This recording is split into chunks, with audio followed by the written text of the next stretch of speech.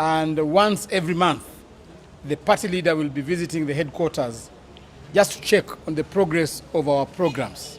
Today, we had the National Steering Management Committee, which is a committee meant to represent the interests of the National Executive Committee, and the Deputy President chaired the session.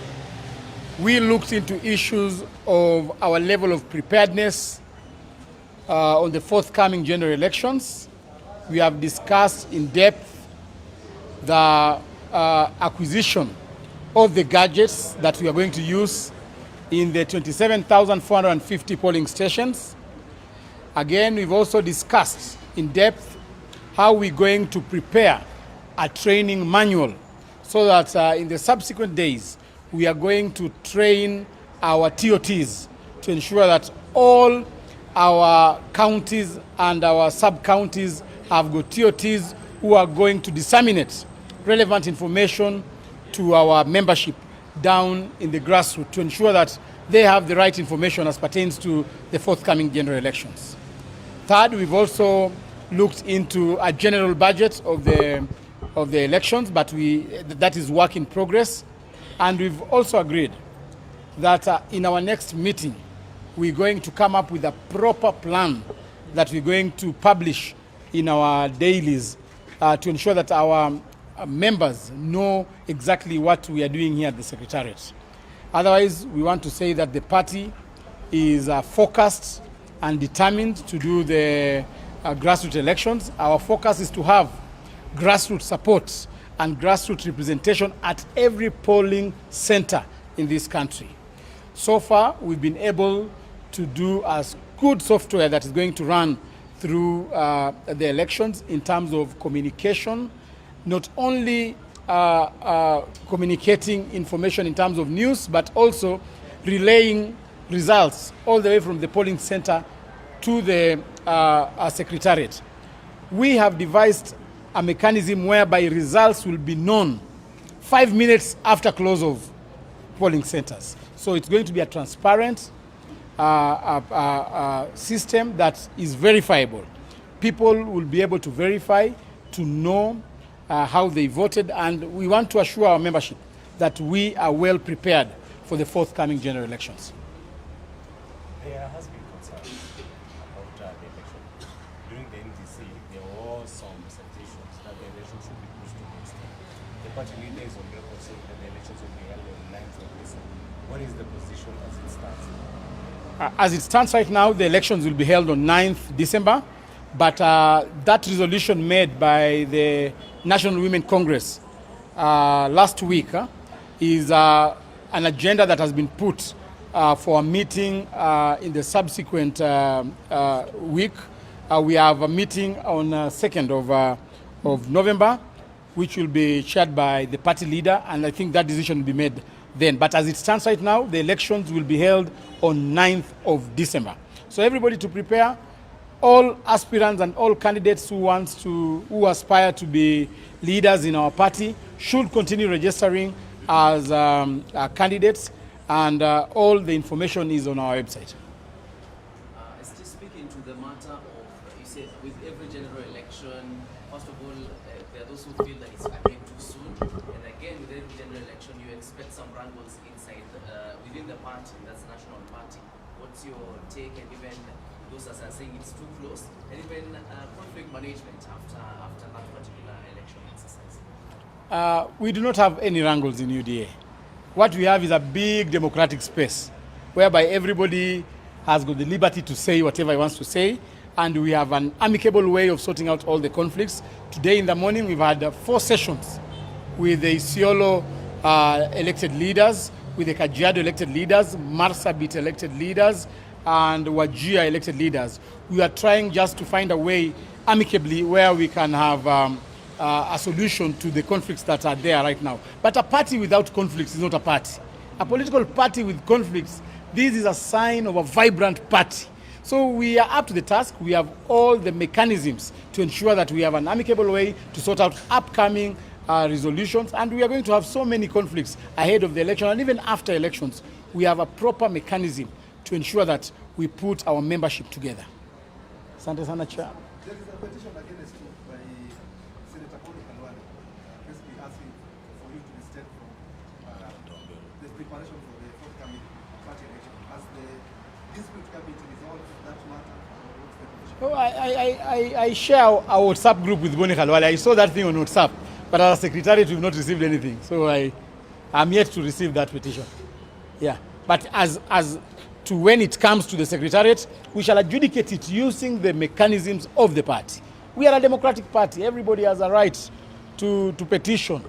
So, and the treasurer will speak on it because I'm an interested party. I don't want to sound as if I have a position, but as to when it comes, we are free. We are a democratic party. We are welcoming any petitions from the SG to the treasurer to whatever membership. We are welcoming any petition, but we are keen to sorting out any conflict amicably. Even Boni Khalwale, we emanate from the same village with him. I'll be able to sip a cup of porridge with him in the evening, talk with him, get to know what he feels, because he's my political father. I respect him so much, and we'll be able to sort out our issues with Boni Baraza. It's called Didmas Khalwale. Boni Khalwale. Yes.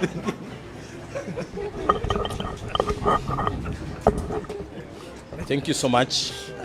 As the SG has said, we have been here with the deputy party leader to see the preparedness of our elections that we intend to have in the 9th of December, and we want to assure each and every member and all Kenyans that we are going to have a verifiable, accountable election, that nobody that will not be having any wrangles as a party, and we do not have any wrangles as a party. So as SG has said, we'll be having the deputy party leader here every 2 weeks and the party leader here after every 1 month to make sure that we are prepared as a party. And we want to tell our members that, the world has gone digital, and as a party we have also gone digital. We are going to use the digital platform to vote, which is a very easy system to use and which will be very verifiable to members, and we are able to get results 5 minutes after we have voted.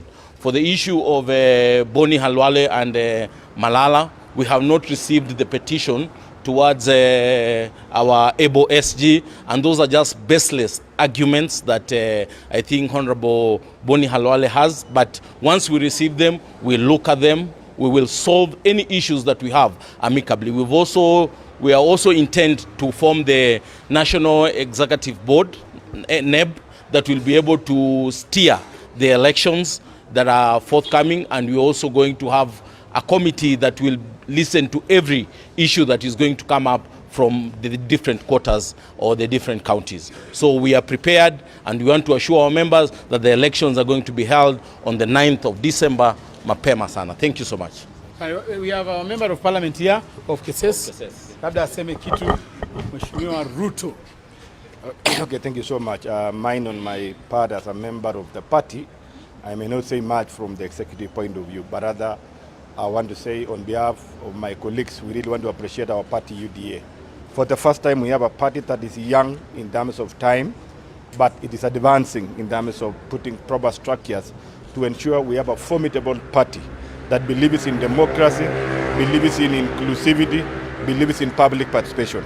The process that we are starting quite early on time to ensure we have a proper election so that members of the party from the ground feels the importance of participating and in decision-making process. We really want to appreciate them. Whatsoever, if you compare with the other parties that have been here for more than 10 years, I want to tell you this is one of the parties that Kenyans are going to look upon it. In fact, it is now triggering discussion even among the other parties. I've just seen yesterday that one of the parties are beginning to discuss on the issue of election board, meaning that this is the direction to go. And UDA now is a lead party in the Republic of Kenya, where we want to ensure that henceforth, as a country, Kenya, we are not going to form parties as a vehicle for election. Because that has been what has been saying in the corridors. Parties formed, election is done, is won, then after that one you kill the parties. And therefore you kill the agenda, you kill the ideologies, you mislead the Kenyans who had faith in the leadership and in the agenda that the party was standing on and had promised Kenyans. And again, this is going to bring out the aspect of monitoring and evaluation. So I want to say, as members of the party, we are happy in it. We only ask them that to ensure what they tell us should be there. Because remember, again, we stand on behalf of the other members that as they promise us free and fair election, that is where we are going to go. And as he's saying, conflict will be there. We are going to stand in case of any issue that is not going to be in order. We will stand our position because we are rightful in that party. But at the moment, we are very happy in the way they are putting our issues. Probably my colleague, one of these fine days, as an accountant, I will be asking him now, please, can you demonstrate financial statements of the party? Because I'm a contributor or in my subscription. Those are the issues that we are looking forward. And we want to set a base in this Kenya and in Africa that it is possible to have a party that is going to believe in its ideologies and values and stick to it to the latter and ensure that it's going to build up a generation after generation. Like the first world countries, America, they have only 2 parties. The essence of having several parties has no place. You start a party today, you build it, you pump resources, tomorrow you destroy it just because of the issue of self-interest. We want to ensure that the structures are in place, that even if without them, the office will run. Thank you so much. Angush, say something?